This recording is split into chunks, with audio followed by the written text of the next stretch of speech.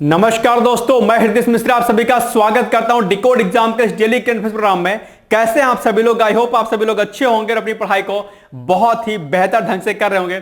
देखिए, आज है बेसिकली 3 अक्टूबर और आज की कुछ महत्वपूर्ण करंट अफेयर्स पर हम लोग चर्चा करें। इसके पहले सबसे छोटी सी रिक्वेस्ट आपसे वो ये कि प्लीज आप लोग वीडियो को ज्यादा से ज्यादा शेयर कर दें, क्योंकि हमारा लक्ष्य है कि आपकी जो भी आगामी परीक्षाएं हैं, खासकर यूपीपीसीएस और आरआरबी की उन एग्जाम में आपका करंट अफेयर्स का एक भी प्रश्न गलत ना होने पाए। और इसके अलावा अगर आपका टारगेट कोई भी राज्य सिविल सेवा परीक्षा होगी, चाहे वो बिहार पीसीएस हो, राजस्थान पीसीएस हो, आरएएस हो, कोई भी हो, एमपी पीसीएस हो, उन सभी एग्जाम में आपके जो है करंट अफेयर्स के क्वेश्चंस ना गलत हो, साथ साथ में जीएस के लगभग प्रश्न जो है आपके सही हो जाएं, ये हमारा क्या है, लक्ष्य है। तो ऐसे में आपके लिए ये जो है जरूरी हो जाता है कि आप जो है अपने दोस्तों को, आपके जो भी कलीग्स हैं, उनको आप ये वीडियो ज्यादा से ज्यादा शेयर कर दें। इसके अलावा मैं आपको एक सूचना दे दूं यहां पर, और ये कि कल हमने आपको कंपाइलेशन करा दिया है 1 महीने का, यानी कि 1 सितंबर से लेकर के 30 सितंबर का जो भी ऑब्जेक्टिव क्वेश्चंस होता है वो हमने आपको करा दिया है। उसमें हमने आपको व्याख्या नहीं कराई है, लेकिन हमने आपको ऑब्जेक्टिव सारा का सारा करा दिया है, जो कि हम लोग डेली मॉर्निंग में करंट अफेयर्स करते हैं। ठीक है, तो उसका रिवीजन आप लोग जरूर कर लीजिएगा। सुपर फास्ट रिवीजन है, 1 घंटे में दरअसल वो वाइंड अप हो गया। ठीक है, तो ये हो गई कुछ सूचना जो आपको करनी है।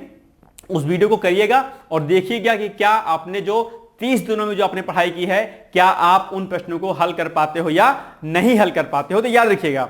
और अब हम लोग आगे बढ़ते हैं। उसके पहले मैं आपको एक बात बता दूं कि भाई साहब प्लीज आप लोग स्टडी को करते रहिएगा।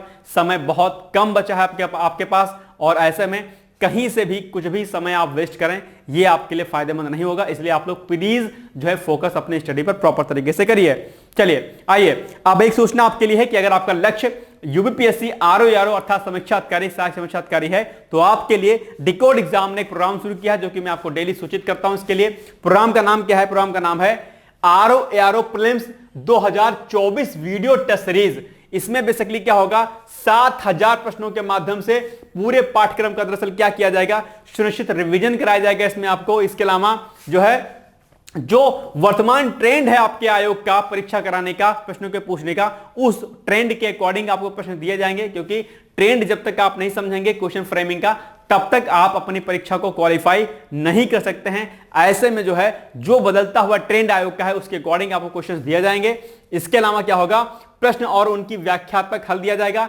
Topic and subject wise daily target for revision के लिए दिया जाएगा। 3 टाइम्स आपका कंप्लीट रिवीजन होगा। इसमें सॉल्व अनसॉल्व पीडीएफ फाइल आपको एवरी टेस्ट की दी जाएगी, ध्यान रखिएगा। इसके अलावा 4000 प्रश्नों का डिटेल्स वीडियो सॉल्यूशन आपको मिलेगा। बहुत ज्यादा जो है प्रश्न होंगे आपके लिए, और 15 फुल सिलेबस टेस्ट आपको मिलेगा, जिसमें प्रश्नों की प्रकृति कैसी होगी, जो है आपकी जो है डिस्क्रिप्टिव टाइप की होगी, यानी कि इसका व्याख्यात्मक हल आपको दिया जाएगा।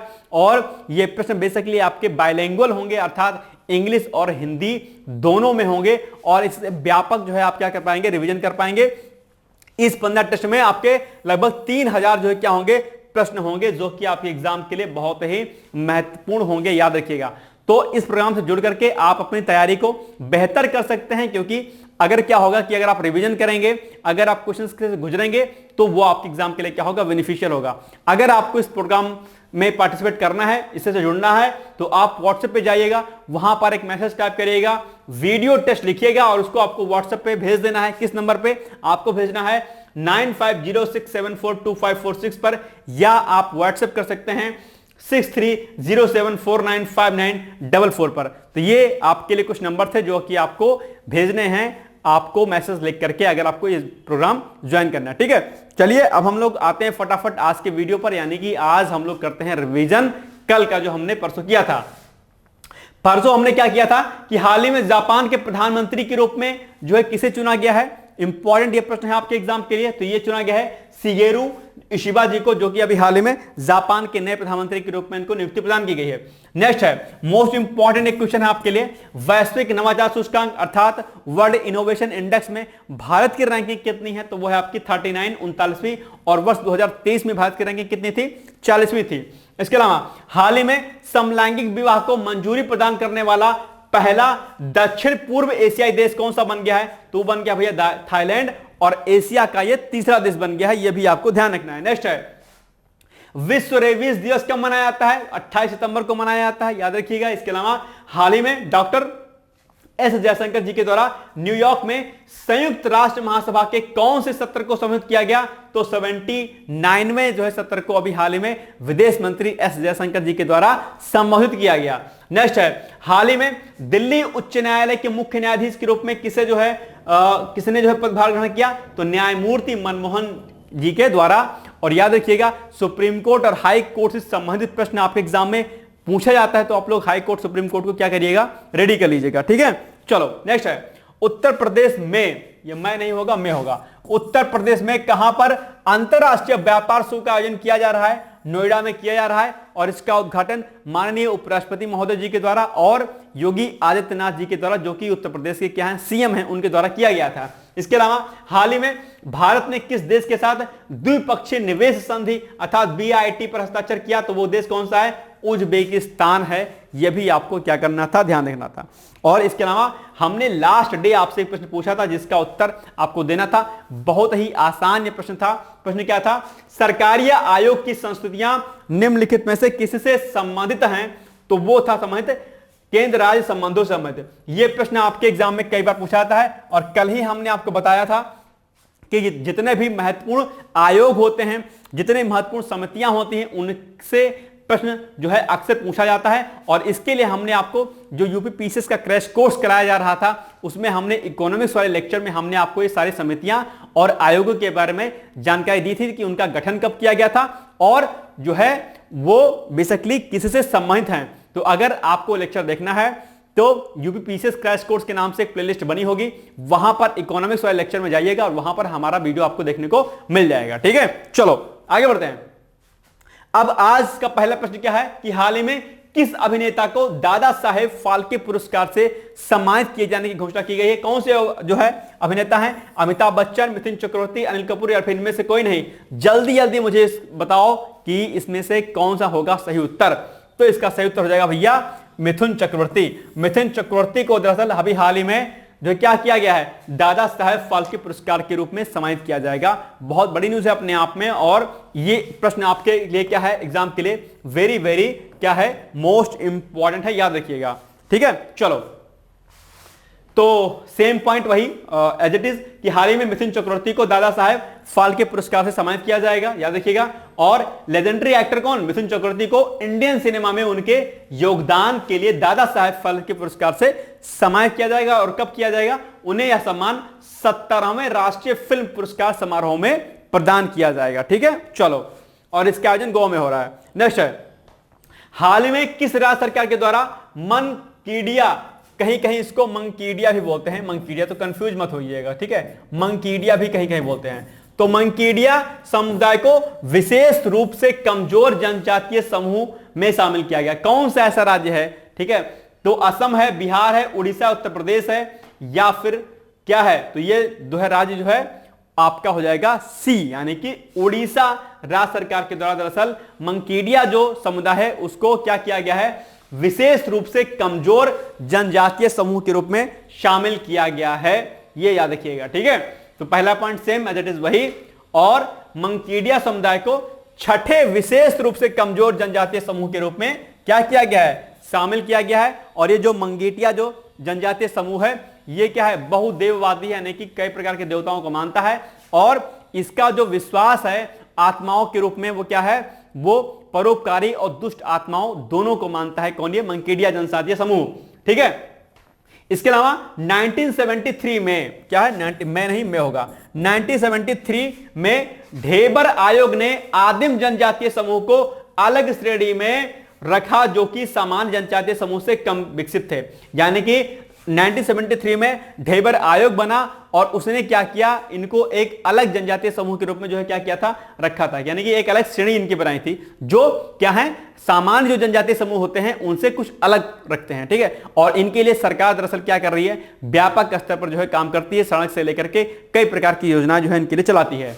नेक्स्ट है, हाल ही में किस राज्य के एंड्रो गांव को सर्वश्रेष्ठ पर्यटन गांव के रूप में जो है शामिल किया गया है या पुरस्कृत किया गया है? और यह प्रश्न आपके लिए क्या है? मोस्ट इंपॉर्टेंट है, याद रखिएगा। तो वो कौन सा है राज्य भैया? असम है, मणिपुर है, उत्तर प्रदेश है, बिहार है। जल्दी जल्दी मुझे इसका उत्तर आप लोग फटाफट बताइए कि इसका उत्तर क्या होगा। इसका उत्तर होगा Manipur. Option number B is the right answer. यह प्रश्न ऐसा पूछा जाता है आपके एग्जाम में, तो इसको रेडी कर लीजिएगा। नेक्स्ट है, तो हाल ही में मणिपुर के एंड्रो गांव, ठीक है, एंड्रो गांव को सर्वश्रेष्ठ पर्यटन गांव के रूप में पुरस्कृत किया गया है। इसे यह पुरस्कार सर्वश्रेष्ठ पर्यटन गांव प्रतियोगिता 2024 के अंतर्गत दिया गया है। और विश्व पर्यटन दिवस कब मनाया था, जरा मुझे इसका उत्तर बताइएगा। ठीक है, यह भी आपके लिए इंपॉर्टेंट है। नेक्स्ट है, विश्व हृदय दिवस मनाया था, कब मनाया था? ए 28 सितंबर, बी 29 सितंबर, सी 30 सितंबर या फिर डी 1 अगस्त। जल्दी जल्दी मुझे इसका उत्तर आप लोग बताइए फटाफट। तो इसका जो उत्तर होगा हो जाएगा आपका ऑप्शन नंबर बी, यानी कि 29 सितंबर को दरअसल विश्व हृदय दिवस मनाया जाता है। नेक्स्ट है, थीम क्या है इसकी? इस वर्ष की थीम है कार्य के लिए हृदय का प्रयोग। और ये जो थीम आपकी बेसिकली है ये 2024 से लेकर के क्या 2024 से लेकर के 2026 तक के लिए क्या रहेगी? सेम रहेगी। ठीक है, विश्व हृदय दिवस की शुरुआत WHO अर्थात वर्ल्ड हेल्थ ऑर्गेनाइजेशन यानी कि विश्व स्वास्थ्य संगठन के द्वारा के सहयोग से यानी कि वर्ल्ड हार्ट फेडरेशन द्वारा वर्ष 1999 यानी कि 1999 में इसकी शुरुआत की गई थी। ठीक है ना, यह भी याद रखिएगा। नेक्स्ट है, विश्व अनुवाद दिवस कब मनाया था भैया जी? तो विश्व अनुवाद दिवस कब मनाया जाता है? यह मनाया जाता है आपका ऑप्शन नंबर बी हो जाएगा इसका सही उत्तर, यानी कि 30 सितंबर को। विश्व अनुवाद दिवस आपका 30 सितंबर को मनाया जाता है, याद रखिएगा। और अगर हम बात करते हैं कि विश्व अनुवाद दिवस जो होता है इसके मनाए जाने का उद्देश्य क्या होता है, मोटो क्या होता है, क्योंकि कई बार आपके एग्जाम में उद्देश्य पूछ लेता है कि इस पर्टिकुलर दिवस का उद्देश्य क्या है। उद्देश्य क्या है? लोगों को दुनिया के साहित्यिक विरासत के संरक्षण के बारे में जागरूक करना। ये विश्व अनुवाद दिवस का क्या है? उद्देश्य होता है, जो कि 30 सितंबर को मनाया जाता है। ठीक है, चलो आगे बढ़ो। नेक्स्ट है, डॉक्टर एंड्रयू होलनेस निम्नलिखित में से किस देश के प्रधानमंत्री अभी हाल में बने हैं? Suriname, Java, Jamaica, Nepal. ठीक है, तो ये हो जाएगा भैया क्या? Jamaica. Option number C is the right answer. और ये अभी चर्चाओं में रहे हैं, याद रखिएगा। और ये अभी भारत की यात्रा पर आए हैं और जमैका के प्रधानमंत्री की यह भारत की पहली यात्रा है, इसलिए यह प्रश्न आपके एग्जाम में पूछ सकता है, याद रखिएगा। ठीक है, चलो। डॉक्टर एंड्रयू होलनेस जमैका देश के प्रधानमंत्री हैं। डॉक्टर एंड्रयू होलनेस की यह पहली भारत यात्रा है, इसलिए यह प्रश्न आपके एग्जाम के लिए पूछा जा सकता है। ठीक है, आज जमैका की अगर हम बात करते हैं तो जमैका ग्रेटर एंटिलीज पर स्थित एक द्वीप राष्ट्र है और कैरेबियन सागर में स्थित, यानी कि यह भी पूछ सकता है कि कहां पर स्थित है? ये कैरेबियन सागर में स्थित है। यह देश क्यूबा से 145 किलोमीटर दक्षिण में, देखो मैप में देखो, क्यूबा से 145 किलोमीटर दक्षिण, यह है आपका क्या? क्यूबा। यहां पर आप क्यूबा देख पा रहे होंगे। और इसके दक्षिण में क्या है? जमैका है। 145 किलोमीटर के डिस्टेंस पे है, 145 किलोमीटर क्यूबा, और उसके दक्षिण में क्या है? ये जमैका। ठीक है, एक बात है। इसके अलावा आप देखेंगे यहां पर कि हैती से क्या है? 190 किलोमीटर पश्चिम में है। आप देखो हैती कहां पर है? हैती है भैया जी, या लोग यहां पर, और इसका पश्चिम क्या होगा? ये होगा। तो हैती से कितना है? हैती से जो जमैका कितना किलोमीटर दूर है? 190 किलोमीटर। इसके बीच की दूरी कितनी है? 190 किलोमीटर है। और बाकी आसपास के आप लोग जो है कंट्रीज को यहां पर देख सकते हैं। इधर है मैक्सिको है, ठीक है, और बाकी अलग अलग प्रकार के जो है क्या है यहां पर कंट्री हैं। इसको एक बार आप लोग मैप से क्या करिएगा? देख लीजिएगा। कई बार क्या होता है आपके एग्जाम में दरअसल इस प्रकार के प्रश्न मैप से समझ पूछ लेते हैं। ठीक है, तो कोई भी कंट्री, कोई भी अगर देश चर्चाओं में रहता है तो उसके बारे में मैपिंग के माध्यम से आप उसको जानकारी उसके बारे में एकत्रित कर लिया करेगा। इसके अलावा जमैका के प्रमुख नदियां कौन सी हैं? उष्णकटिबंधीय देश है या प्रमुख प्रकार की फसलें वगैरह कौन सी होती हैं? ऐसे प्रश्न भी आपके एग्जाम में पूछा जा सकता है। ठीक है, याद रखिएगा। 28 लाख की आबादी के साथ यह देश उत्तरी अमेरिका में संयुक्त राज्य अमेरिका और कनाडा के बाद तीसरा सबसे अधिक जनसंख्या वाला क्या है? ये देश है। ठीक है, अगर बात हम लोग जमैका की करते हैं तो राजधानी क्या है इसकी? किंगस्टन है, याद रखिएगा। राष्ट्रभाषा यहाँ की जमैकन पतोइस है और करेंसी यहाँ के क्या है? जमैकन डॉलर है। ये तीन के तीनों ही पॉइंट आपके लिए क्या है भाई साहब? इंपॉर्टेंट है, तुरंत इसको नोट डाउन कर लीजिएगा आप लोग। ओके, नाउ नेक्स्ट, हाल ही में नए प्रकार के हल्के बुलेट प्रूफ जैकेट का निर्माण निम्नलिखित में से किस संगठन के द्वारा किया गया है? CSIR, जिसको हम लोग क्या बोलते हैं? Council of scientific and industrial research इसको बोलते हैं, या इसरो के द्वारा, या DARDO के द्वारा, या ICR के द्वारा, जिसको हम लोग क्या बोलते हैं? Indian council of agriculture research. जल्दी जल्दी मुझे बताओ किसका दरअसल इस बुलेट प्रूफ जैकेट को, हल्के बुलेट प्रूफ जैकेट को किसके द्वारा बनाया गया है? तो वो बनाया गया भैया डीआरडीओ के द्वारा। Option number C is the right answer.